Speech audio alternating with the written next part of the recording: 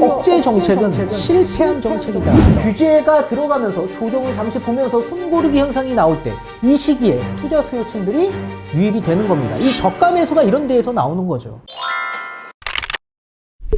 안녕하세요, 반갑습니다. 이경민의 부동산 하이킥의 이경민입니다. 이 정부가 그동안 집값 상승에 대한 주범을 투자 수요한테 전가했고 이제는 실수요층들에게 계속 전가하고 있는 상황입니다. 그런데 오히려 투자 수요와 투기 수요를 좀 억제하기 위한 정책을 쏟아냈는데 지금 현재 갭 투자가 훨씬 더 성행하고 있다. 오히려 지금 4년 전에 비해서 3배 정도가 깡충 뛰었다라는 얘기입니다. 오늘 거기에 대한 뉴스 기사를 좀 읽어 드릴 거고 뒤에 가서 판소를 통해서 왜 이런 사태들이 계속 발생이 되는지 말씀을 드려보도록 하겠습니다.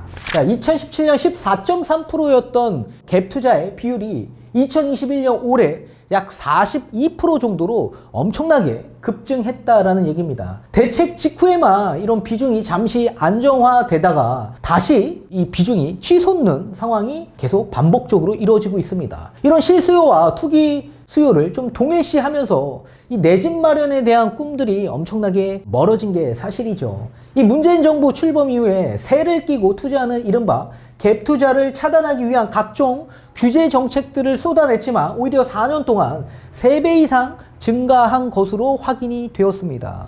자, 최근 서울 지역의 갭 투자 비율은 꾸준히 상승하다가 일시적으로 잠시 뚝 떨어지는 흐름을 보이고는 했는데 이런 급락 시점은 대부분 정부의 고강도 부동산 규제 대책이 발표된 직후였다라고 보시면 될 것 같고 실제 2017년 파리 대책 발표 직후인 9월 서울의 갭 투자 비율은 약 14.3%에 그쳤고 2018년 9월 30.9%였던 이 갭 투자 비중은 9.13 대책 여파로 약 10월에 19.9%로 엄청나게 급락을 했었습니다. 또 2019년 12.16 대책이 나온 직전인 11월 달에 32.4%였던 비중이 발표 이후에 1월달 25.3%로 또 급락했습니다. 이렇게 부동산 규제 정책이 계속 발표되면서 발표될 때만 갭 투자가 좀 주춤하다가 다시 상승세를 이어온 상황이 계속 연출되고 있고 이런 공급 대책은 소홀히 한 채 평가르기식 임대 정책과 세제 정책에만 몰두하면서 정책 실패를 가져왔다라는 지적들이 계속 나오고 있는 겁니다.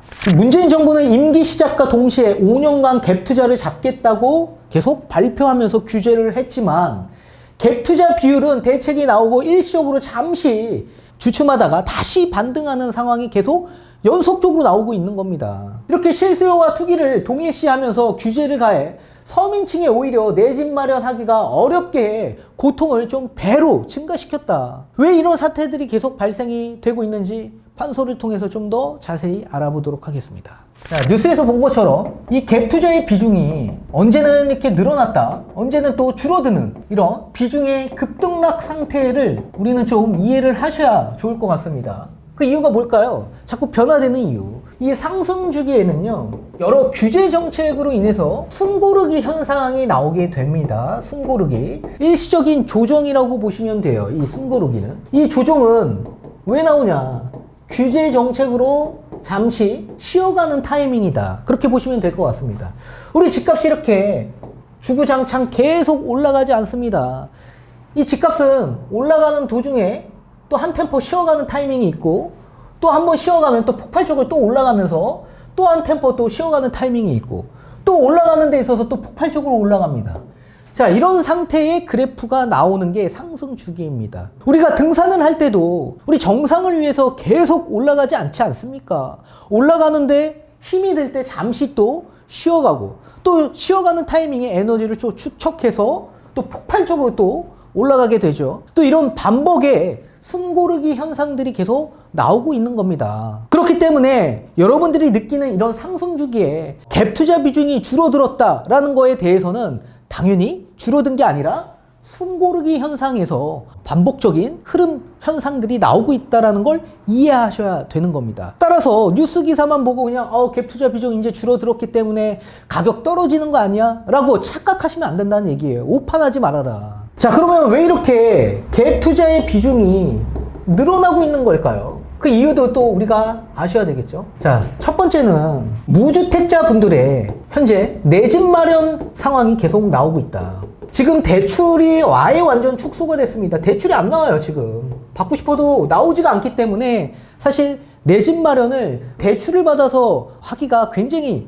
어려워지는 상황이죠. 그리고 금액도 너무나도 높게 올라갔기 때문에 사실상 접근하기가 굉장히 부담스러운 가격일 수밖에 없을 겁니다. 자, 그렇기 때문에 전세를 이용한 갭이 훨씬 더 우리가 활용하기에는 적은 금액으로 내 집 마련을 할 수 있는 방안이 나오기 때문에 이런 전세를 낀 물건을 잡는 경우가 많죠.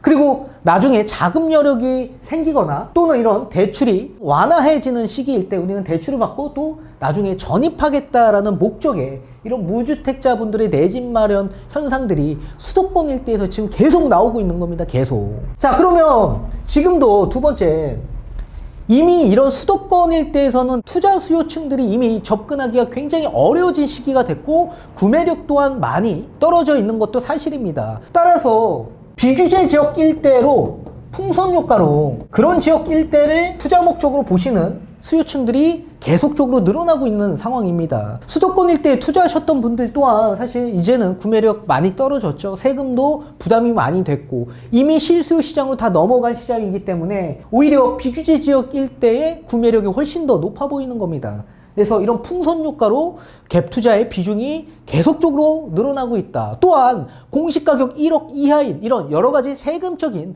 규제 정책에서 배제된 상품들의 투자 수요층들이 굉장히 많이 접근하고 있는 상황이고 이런 아파텔이나 오피스텔 또는 아파텔 또는 이런 다세대 주택, 주택임대사업자의 세제 혜택을 이용한 이런 주택의 수요층들도 굉장히 많이 늘어나고 있는 상황입니다.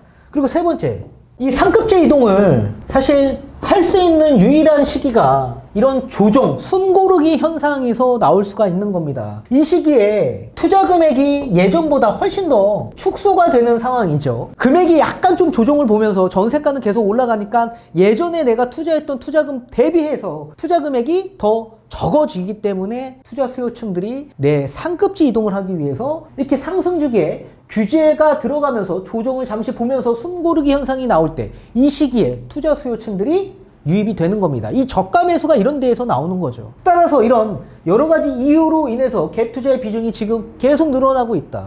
지금 근본적인 해결이 되지 않는 가장 큰 이유는 유동성이죠. 이 유동성이 아직도 많이 풀려있는 시장이기 때문에 심리가 꺾여지지 않는 겁니다. 근본적인 원인을 먼저 해결이 된 이후에 모든 것들이 다 원상태로 돌아가는 거지. 근본적인 원인이 해결되지 않은데 이게 어떻게 잡히는 겁니까? 말도 안 되죠. 시장경제 원리에 투자 수요는 당연히 있을 수밖에 없는 겁니다. 따라서 문재인 정부의 투자 수요 억제 정책은 실패한 정책이다라고 저는 보고 있습니다. 아무튼 오늘 여기까지 말씀을 드리고 다음 시간에 또 찾아뵙도록 하겠습니다. 감사합니다.